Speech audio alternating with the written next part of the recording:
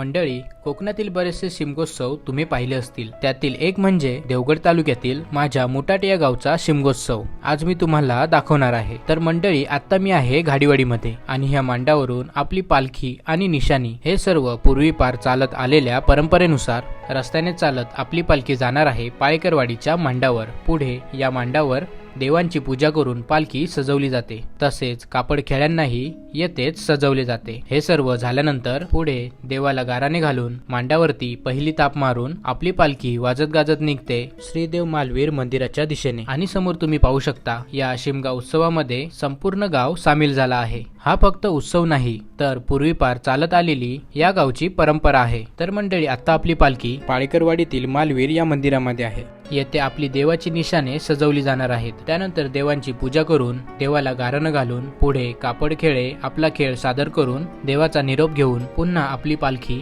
पाळेकरवाडीतील मांडाच्या दिशेने वळते. मांडावर येऊन पुन्हा एकदा कापड खेळे आपला खेळ सादर करतात आणि पुन्हा एकदा देवाला गारणं घालून पुढे आपली पालखी त्याच रस्त्याने पायी चालत घाडीवाडीतील गाव होळीजवळ येते. तर मंडळी, ह्या मांडावरील सर्व रीतिरिवाज पार पाडून आपली पालखी येथेच विश्रांती करते. त्यानंतर पुढे दुसऱ्या दिवसापासून आपली पालखी संपूर्ण गावामध्ये फिरते. तर मंडळी, अशी होती ही आपल्या पालखीबद्दल थोडक्यात माहिती. तर मग व्हिडिओ आवडला असेल तर आपल्या मित्रांसोबत नक्की शेअर करा. भेटू पुन्हा एकदा नवीन एका सुंदरशा व्हिडिओमध्ये.